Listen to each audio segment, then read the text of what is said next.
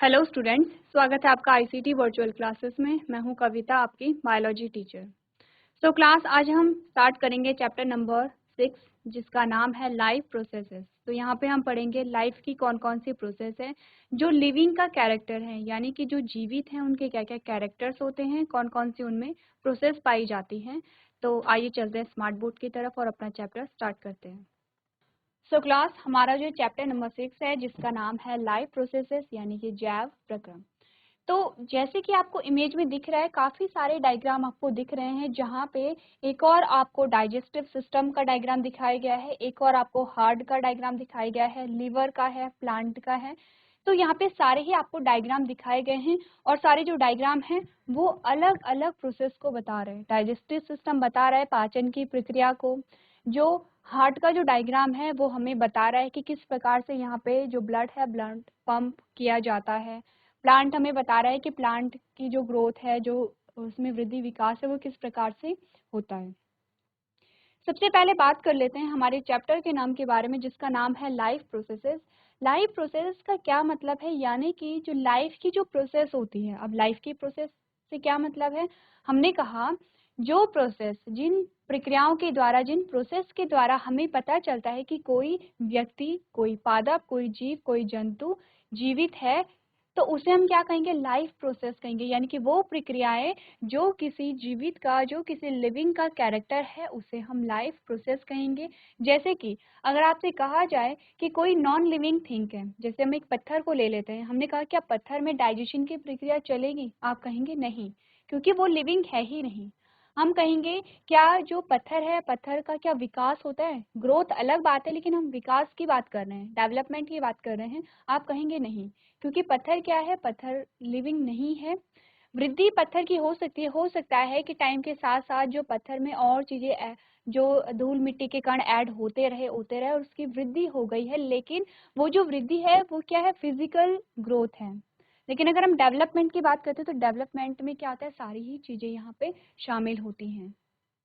अगर हम बात करें यहाँ पे लिवर की, तो क्या हम, अगर हम कहें कि किसी नॉन लिविंग थिंग में क्या लिवर पाया जाता है, तो आप कहेंगे नहीं। यानी कि हमें इस चैप्टर में यही पढ़ना है कि जो जीवित प्राणी है, जीवित प्राणी के में कौन कौन सी प्रक्रियाएं होती हैं जो कि यहाँ पे हमें बताती है, जो जीवन को हमें बताती है कि यहाँ पे जीवन पाया जा रहा है। तो इस हिसाब से हम बहुत सारी प्रोसेस यहाँ पे पढ़ेंगे, अलग अलग प्रकार के प्रोसेस यहाँ पे पढ़ेंगे। आप जानेंगे कि जो जीवित हैं वो श्वसन भी करते हैं, उनमें पाचन भी होता है, उनमें उत्सर्जन भी होता है, उनमें रिप्रोडक्शन यानी कि प्रजनन की विधि भी पाई जाती है। तो सारी ही विधियों को हम यहाँ पे पढ़ेंगे। तो चलिए यहाँ पे स्टार्ट करते हैं। सबसे पहले हम जान लेते हैं इस चैप्टर में हम क्या क्या चीजें पढ़ेंगे। यानी कि पूरे चैप्टर को हमने यहाँ पे कुछ हेडिंग्स में डिवाइड कर दिया है। अब इससे क्या होगा, पूरा जो चैप्टर है आप जब उसे डिवाइड कर लेते हैं तो आपको ये पता चल जाता है कि कौन कौन सी हेडिंग हमारे पास आती हैं। अलग अलग पार्ट करके हम इस चैप्टर को यहाँ पे पढ़ेंगे। तो सबसे पहला जो पॉइंट हमारे पास आता है उसमें आप देखेंगे इंट्रोडक्शन ऑफ लाइफ प्रोसेस। सबसे पहले देख लेंगे जो लाइफ प्रोसेस है, जो जैव प्रक्रम है, उसकी क्या यहाँ पे इंट्रोडक्शन देखेंगे, परिचय देखेंगे, जानेंगे उसके बारे में, उनके एग्जाम्पल हम जानेंगे कि लाइफ प्रोसेस में कौन कौन सी प्रोसेस पाई जाती हैं। सेकेंड हम जानेंगे न्यूट्रिशन के बारे में। अब देखिए लाइफ प्रोसेस यहाँ से शुरू हो गई है, उनमें पोषण भी आ रहा है, यानी कि न्यूट्रिशन आ रहा है। अब न्यूट्रिशन जब आएगा तो दोनों की बात होगी। न्यूट्रिशन यहाँ पे क्या होगा, दोनों में होता है।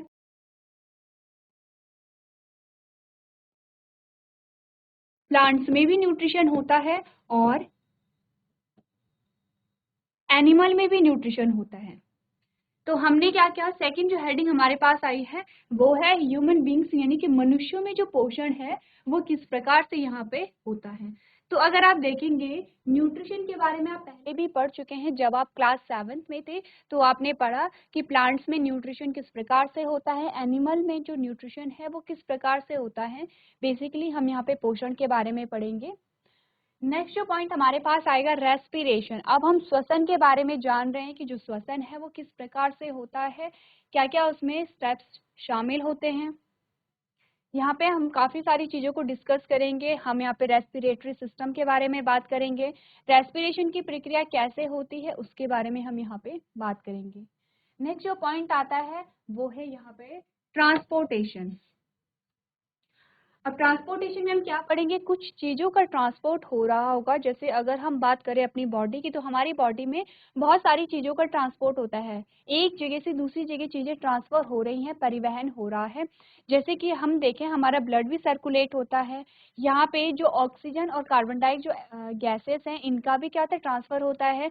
हमारे लंग्स से हमारी ऑर्गन्स में जाते हैं, हमारे ऑर्गन से हमारे लंग्स में वापस आते हैं। किस प्रकार से ये परिवहन होता है। अब ये जो ट्रांसपोर्टेशन है, यही जो ट्रांसपोर्टेशन है, ये कहाँ होगा, प्लांट्स और एनिमल्स दोनों में होता है। यहाँ पे भी हम बात करेंगे तो हम इन दोनों की ही यहाँ पे बात करेंगे। और अगर हमने प्लांट्स में कहा कि प्लांट्स में ट्रांसपोर्टेशन होता है, तो किस किस चीज का परिवहन यहाँ पे हो रहा है, आप देखेंगे प्लांट्स में जो परिवहन होगा वो भोजन का होगा, खनिज लवणों का होगा, जल का होगा। जो अलग अलग हार्मोन्स आते हैं, उनका यहाँ पे क्या होता है, ट्रांसपोर्ट होता है। जिसमें आपने पढ़ा होगा कि यूनी डायरेक्शनल और बाई डायरेक्शनल जो ट्रांसपोर्ट होते हैं, दो प्रकार के ट्रांसपोर्ट आते हैं प्लांट्स में। यूनी डायरेक्शनल में हम पढ़ेंगे एक दिशीय ट्रांसपोर्ट, यानी ये जो ट्रांसपोर्ट हो रहा होगा वो एक ही दिशा में हो रहा होगा, नीचे से ऊपर की ओर ही हो रहा है, तो उसी एक दिशा में होगा। बाई डायरेक्शनल ट्रांसपोर्ट में हम क्या जानेंगे कि जो ट्रांसपोर्ट हो रहा है वो दोनों दिशाओं में हो रहा है, यानी कि ऊपर से नीचे भी आ रहा है और नीचे से ऊपर भी यहाँ पे जा रहा है। अब नेक्स्ट जो हमारे पास पॉइंट आता है वो है ट्रांसपोर्ट इन प्लांट्स। तो प्लांट्स में हमने क्या कहा, हमने कहा किस किस चीज का होगा, हमने कहा ये होगा फूड का, ये होगा वाटर का, ये होगा यहाँ पे मिनरल का। इस प्रकार से हम यहाँ पे क्या करेंगे, ट्रांसपोर्टेशन के बारे में पढ़ेंगे। और लास्ट जो हमारा पॉइंट आएगा वो आएगा एक्सक्रीशन, यानी कि उत्सर्जन के बारे में जानेंगे। देखिए, इस बीच में जब हम न्यूट्रिशन के बारे में पढ़ेंगे तो न्यूट्रिशन के बीच में ही हमारे पास यहाँ पे क्या आएगा, हम यहाँ पे पढ़ेंगे डाइजेशन के बारे में भी।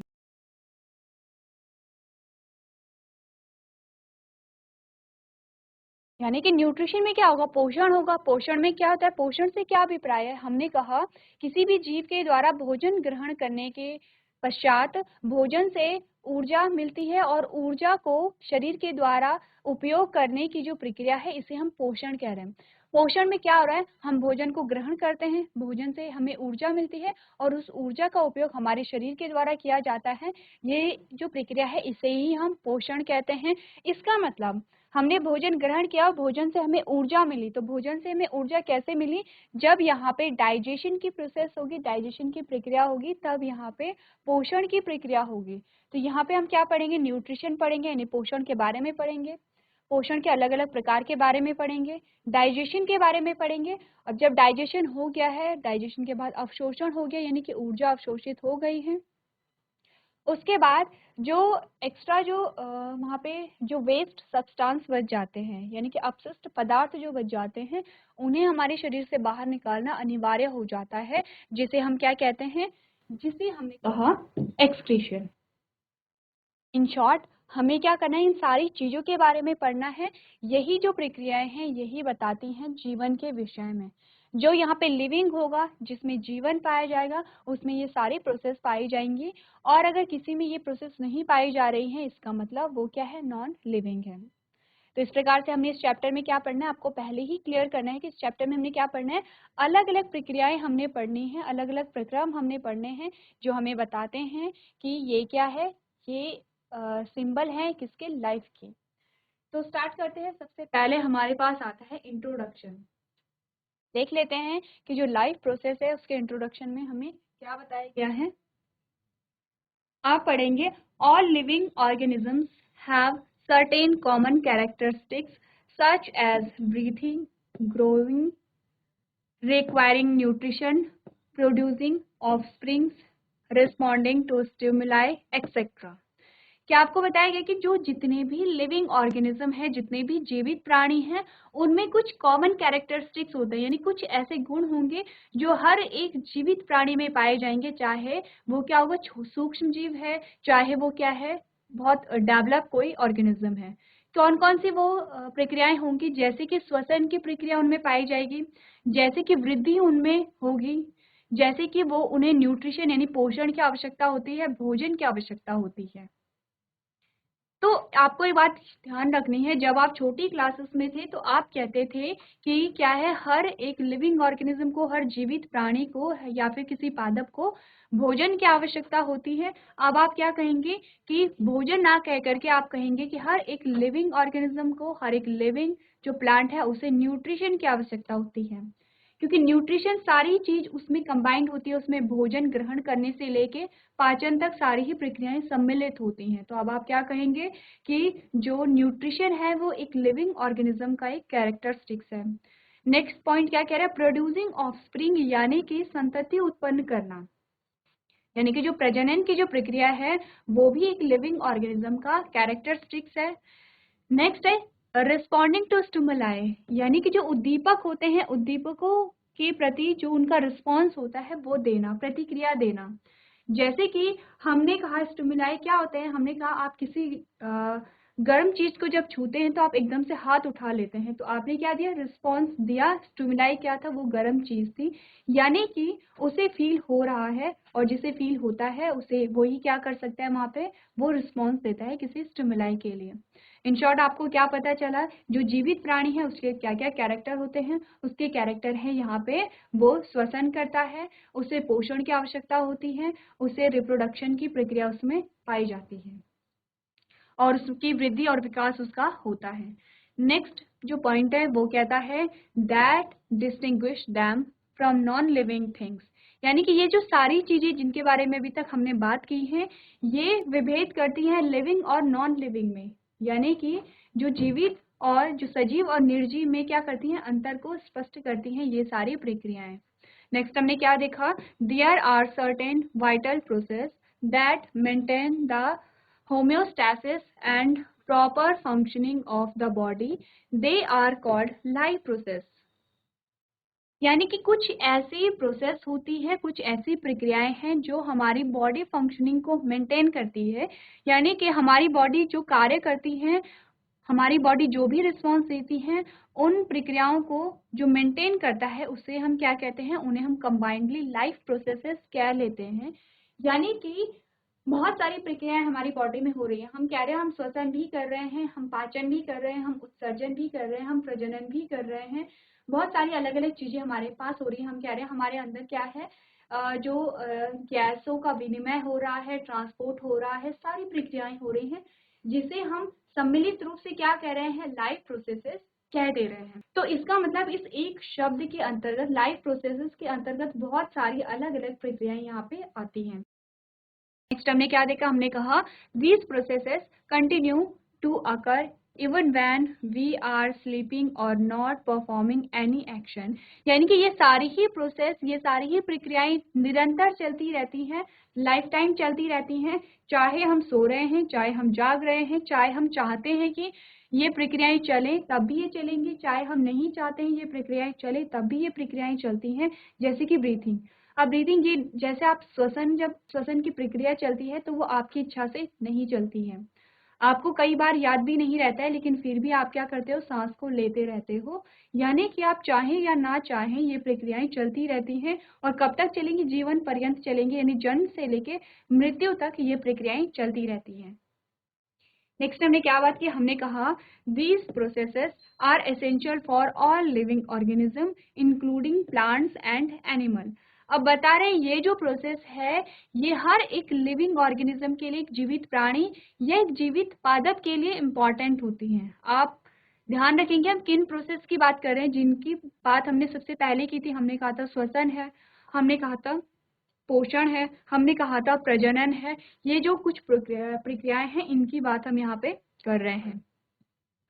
नेक्स्ट हमने क्या कहा, हमने कहा these life processes are nutrition. अब आपको फिर से वो लाइफ प्रोसेसेस बताई जा रही हैं, वो कौन सी प्रोसेस है जिन्हें हम लाइफ प्रोसेसेस कह रहे हैं। पहला है न्यूट्रिशन, सेकंड है फोटोसिंथेसिस। अब देखिए न्यूट्रिशन की अगर बात की जाए तो दोनों की बात होगी, प्लांट की भी और एनिमल की भी, लेकिन फोटोसिंथेसिस की अगर बात हो रही है तो सिर्फ प्लांट की हम बात करेंगे, ये आप जानते हैं क्योंकि आपने न्यूट्रिशन भी पढ़ा है और आपने फोटोसिंथेसिस भी पढ़ा है। नेक्स्ट हमने कहा ट्रांसपोर्टेशन। अब ट्रांसपोर्टेशन भी दोनों में ही हो रहा है, चीजों का ट्रांसफर एक जगह से दूसरी जगह दोनों में हो रहा है। अभी तक दोनों की ही बात चल रही है। मेटाबॉलिज्म होता है, रेस्पिरेशन यहाँ पे होता है, और रिप्रोडक्शन यहाँ पे होता है, एंड एक्सक्रीशन यहाँ पे होता है। तो ये जो सारी ही प्रक्रियाएं हैं आपको याद रखनी है कि ये जो सारी ही प्रक्रियाएं हैं इन्हें हम क्या कहते हैं, लाइफ प्रोसेसेस कहते हैं। यानी जो भी लिविंग ऑर्गेनिज्म होगा उसमें ये सारी प्रक्रियाएं पाई जाएंगी। नेक्स्ट जो लाइन है वो हमें बता रही है, in this chapter we will learn about the details of this processes occurring in plants, animals and human beings in particular. यानी कि इस चैप्टर में हम क्या पढ़ेंगे, हम इन्हीं प्रक्रियाओं के बारे में डिटेल में पढ़ेंगे, चाहे वो न्यूट्रिशन हो, चाहे वो ट्रांसपोर्टेशन हो, चाहे वो एक्सक्रीशन हो। हम सारी ही प्रोसेस को डिटेल में पढ़ेंगे और दोनों में पढ़ेंगे, चाहे वो प्लांट्स हो, चाहे वो एनिमल्स हो, या फिर वो ह्यूमन बींग्स हो यानी कि मनुष्य हो। हम सभी में इन प्रक्रियाओं को पढ़ेंगे। यही हमारे जो चैप्टर है, यही हम इन पूरे चैप्टर में पढ़ेंगे।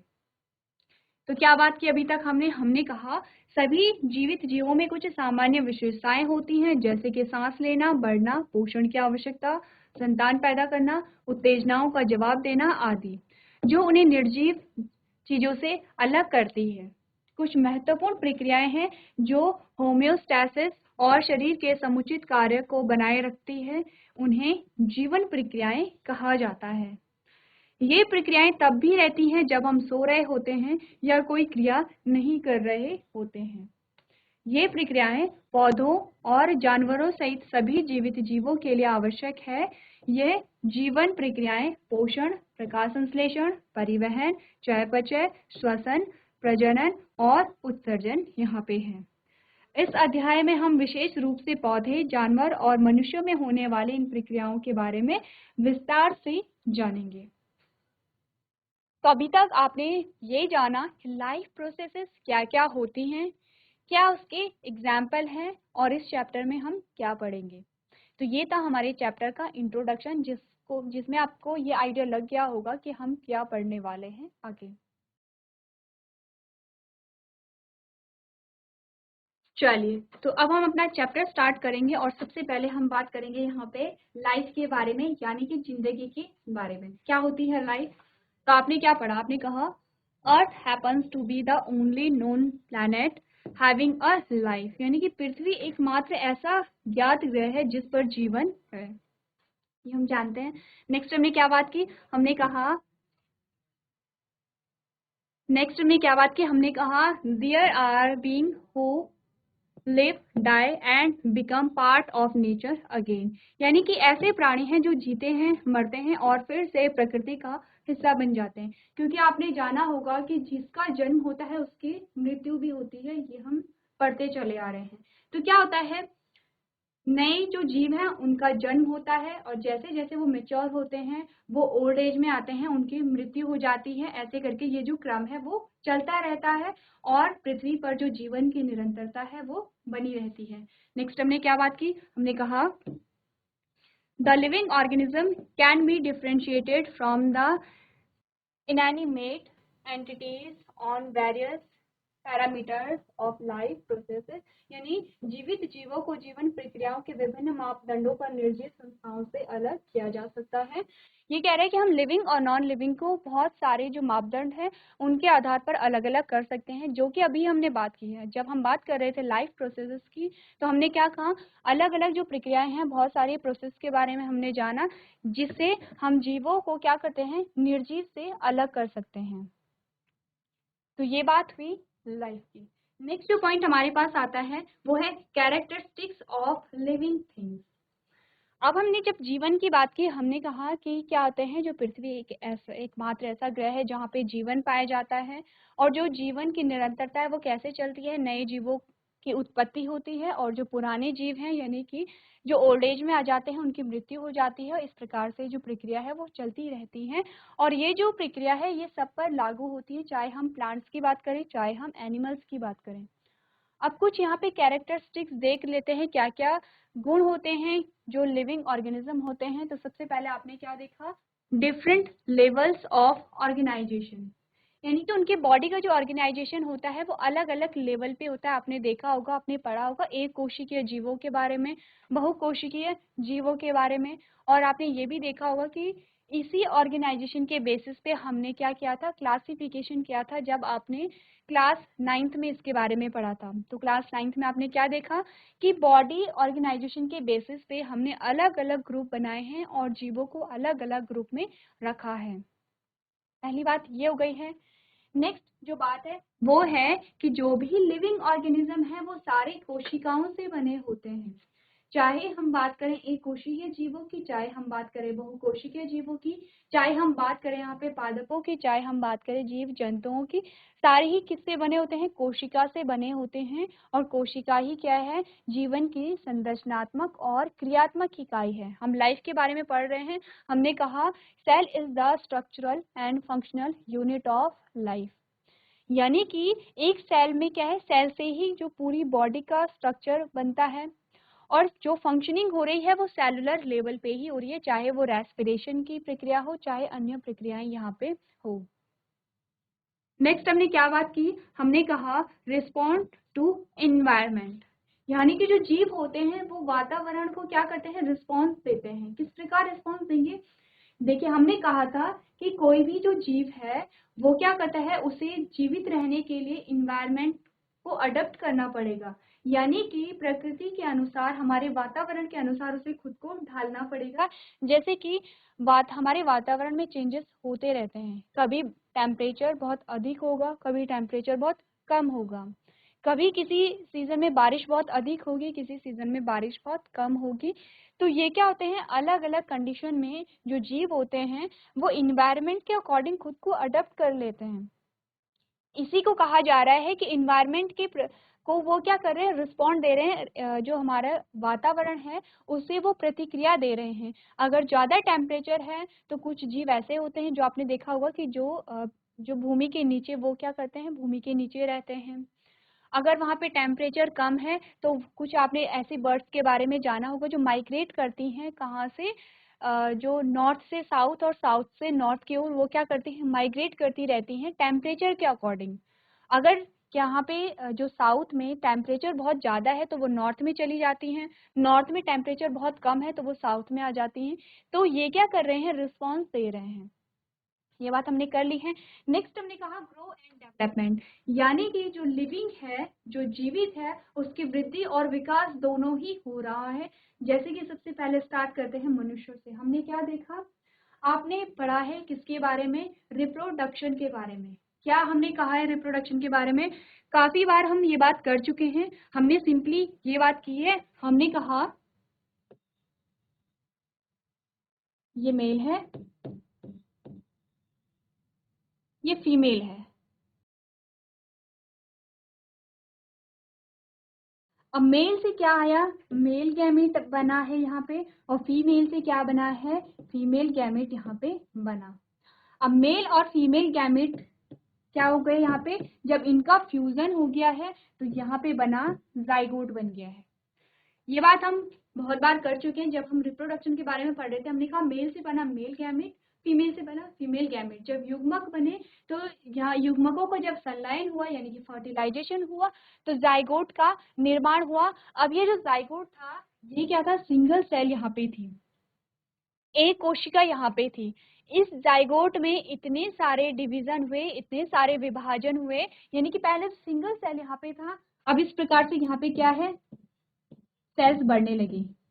अब ये सेल्स और ज्यादा, सेल का पूरा गुच्छा बनने लगा, यानी कि सेल का पूरा एक बॉल यहाँ पे बनने लगा। और इस सेल में इतने विभाजन हुए, इतने विभाजन हुए कि एट लास्ट हमें यहाँ पे एक क्या है, पूरा एक न्यूबॉर्न देखने को मिला। पूरा एक क्या है, जो न्यूबॉर्न बेबी है उसका पूरा डेवलप्ड, यहाँ पे उसकी पूरी डेवलप्ड बॉडी हमें देखने को मिली। तो पूरा हमें यहाँ पे क्या मिला, एक चाइल्ड मिला, या फिर आप इसे कह सकते हो नवजात शिशु।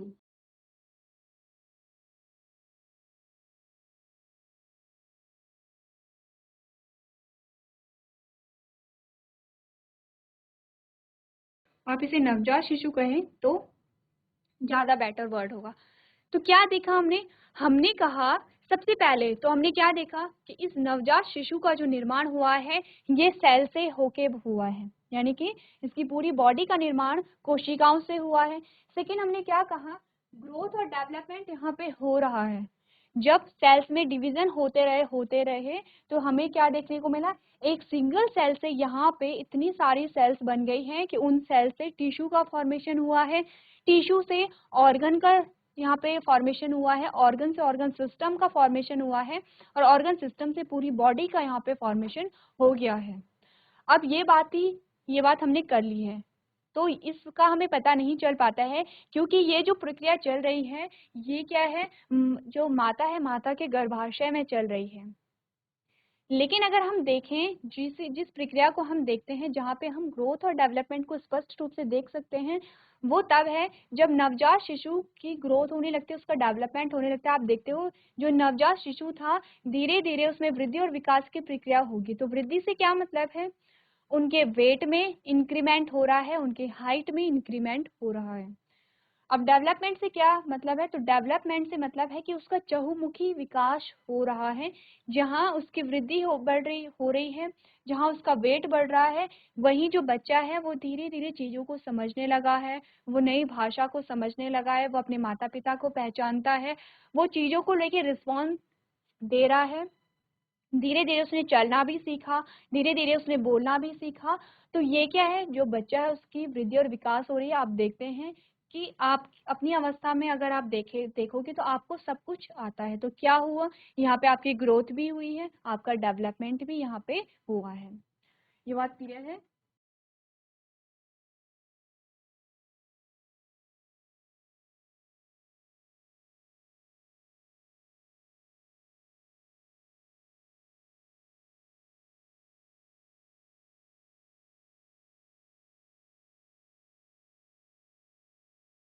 नेक्स्ट है ऑब्टेन एंड यूज एनर्जी, यानी कि जो लिविंग ऑर्गेनिज्म होते हैं वो ऊर्जा को क्या करते हैं, अवशोषित करते हैं, एनर्जी को ऑब्टेन करेंगे और उसे यूज करेंगे।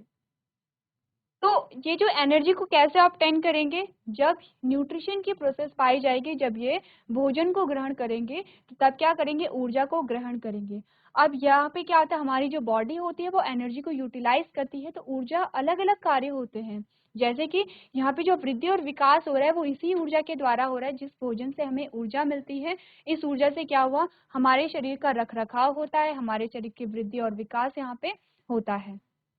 ये बात क्लियर है। और नेक्स्ट जो आता है वो है रिप्रोड्यूस, यानी कि रिप्रोडक्शन, जो प्रजनन है वो भी किसी एक लिविंग ऑर्गेनिज्म का बहुत मुख्य गुण होता है। तो रिप्रोडक्शन में क्या होगा, जो यहाँ पे प्लांट्स की बात करें चाहे एनिमल्स की बात करें, ये क्या करेंगे, अपनी ही समान नई संतति का क्या करेंगे, निर्माण करेंगे। तो आपको याद रखनी है कि क्या क्या कैरेक्टरिस्टिक्स होते हैं एक लिविंग के, क्योंकि आपके पास क्वेश्चन आ सकता है कि एक सजीव और निर्जीव के बीच के अंतर को स्पष्ट कीजिए। क्या क्या बात की है, एक बार फिर से हम रिवाइज कर लेते हैं। हमने कहा कि जो लिविंग होता है उसकी बॉडी में डिफरेंट लेवल ऑफ ऑर्गेनाइजेशन होते हैं। डिफरेंट लेवल ऑफ ऑर्गेनाइजेशन सिर्फ ये मतलब है कोई एक कोशिकीय होगा, कोई बहुकोशिकीय होगा। अब आप प्लांट्स की बात करें तो कुछ ऐसे भी पौधे होते हैं जिनमें फूल नहीं लगते हैं, लेकिन कुछ ऐसे भी पौधे होते हैं जिनमें फल बीज सबका ही निर्माण होता है।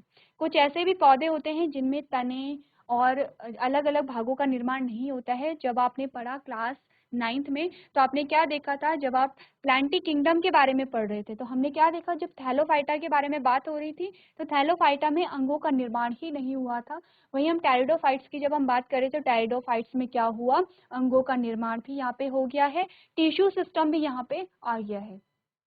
इसे ही कहा जा रहा है कि अलग अलग लेवल होते हैं बॉडी ऑर्गेनाइजेशन के। सेकंड बात कर रहा है ये सारे जो लिविंग ऑर्गेनिज्म हैं, सारे जो प्लांट्स हैं, पादप हैं, वो किससे मिलके बने हैं, कोशिकाओं से मिलके बने हैं। नेक्स्ट हमने कहा है कि जो लिविंग है वो हमारे वातावरण के को क्या करता है, हमारे वातावरण को प्रतिक्रिया देता है, रिस्पॉन्स देता है। जैसे जैसे वातावरण में परिवर्तन आएंगे वैसे वैसे वो क्या करेगा, रिस्पॉन्ड करता रहेगा। नेक्स्ट हमने कहा वृद्धि और विकास पाया जाता है एक लिविंग में। नेक्स्ट हमने बात की है एनर्जी को ऑब्टेन करते हैं यानी कि न्यूट्रिशन करेंगे और उसका यूज़ करते हैं यानी कि वृद्धि और विकास यहाँ पे होगा। और लास्ट हमने कहा रिप्रोडक्शन की प्रक्रिया इनमें पाई जाती है। तो ये जो भी कैरेक्टर हैं ये किसके कैरेक्टर हैं? एक लिविंग ऑर्गेनिज्म के। सारे कैरेक्टर को आपको नोट करना है, साथ ही साथ आपको याद भी करना है क्या क्या इनमें कैरेक्टर पाए जाते हैं।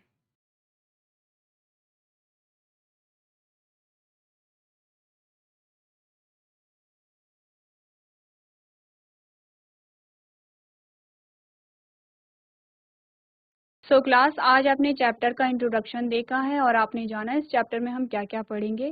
साथ ही आपने जाना है कि जो लाइव प्रोसेसेस होती हैं क्या क्या उनके एग्जाम्पल हमारे पास आते हैं। तो आज के सेशन में हम इतना ही करेंगे। अभी तक क्लास में बने रहने के लिए आपका धन्यवाद।